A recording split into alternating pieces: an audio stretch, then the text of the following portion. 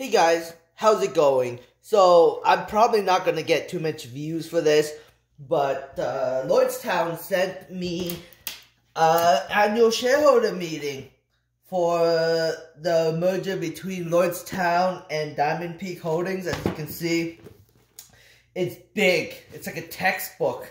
Like, they sent me such a big piece of document. I didn't even read through this, but, you know, this is a really big piece of document. I'm sure you can find the same kind of information on the internet, but it probably cost them a fortune just to send this to shareholders. And imagine how many shareholders the Diamond Peak Holdings has. They have to send like so many of these big document books. Each of these probably cost like $5 to $10 to send to each shareholder, but by law, they have to do it regardless. But it's a pretty big piece of document, I have to say. Like, really big. First time I'm getting something this big in a long time. I did not vote for the shareholder meeting, but, you know, like, they talk about the cash, the balance sheet, liabilities, just so much. So I did not vote. I should have, but I didn't, because I don't think it matters. My vote won't matter as much. It's all about the people who have millions and millions of shares. That those guys that matter. I probably make like a 0.00001% of a difference. So my vote really don't matter. I really don't understand why they even sent me one.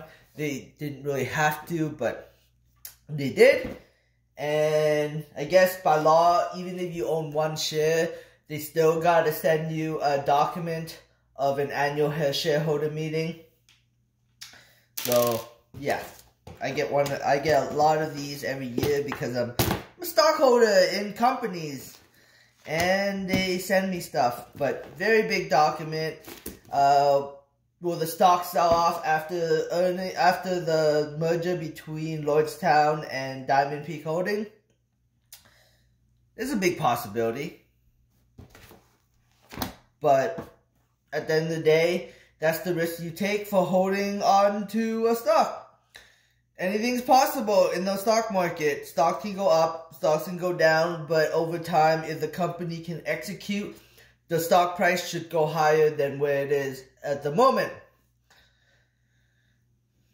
Because markets like to reward execution sometimes, except for certain companies like High Tide and Liberal Health Science.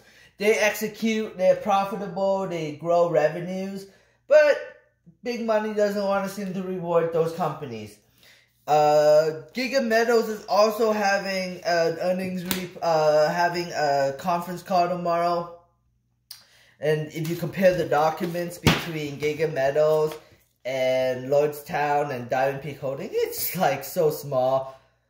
You know, I honestly think they should just send a piece of paper and not a whole big document and just tell people to read this stuff online. But, you know, mergers are big, so you have to send a big document. I remember getting something pretty big for the merger between Metroleaf and Aurora.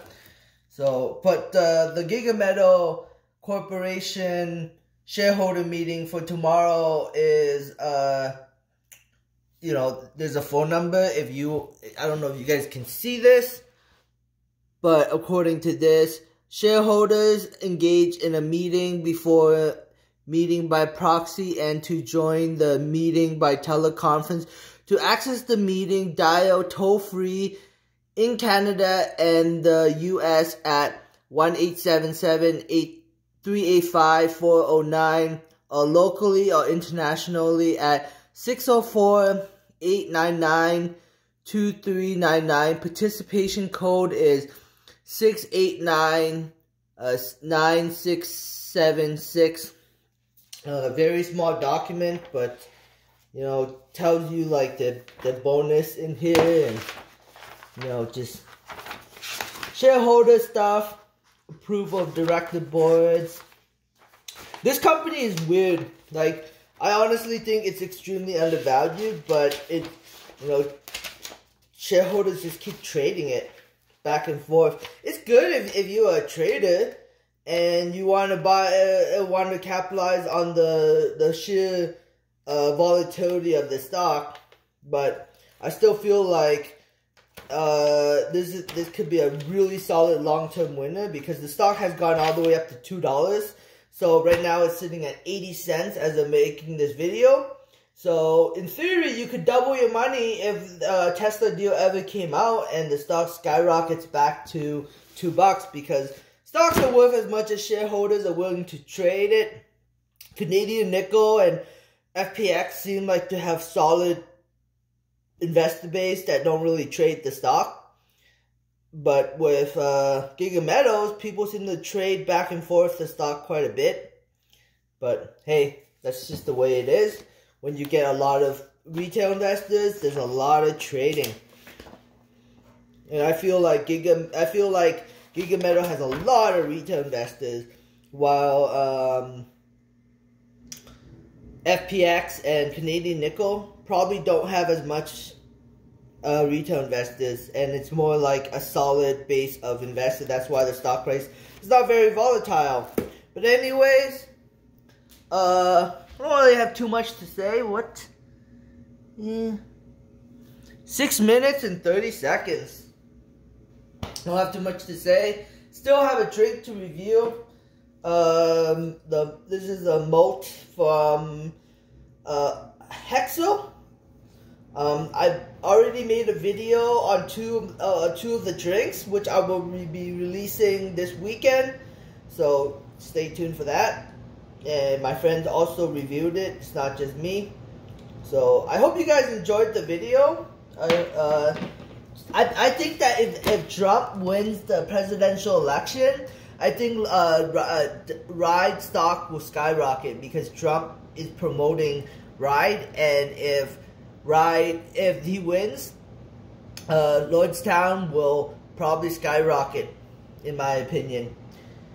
But that's just my opinion. And also, when they once they start rolling trucks off the assembly line and start selling to consumers, I also think that that's a strong moment where the stock could rally 100% in like a short amount of time. But hey, that's just my opinion. Don't really know what the market will do at the end of the day. But thanks for watching. Subscribe for future updates.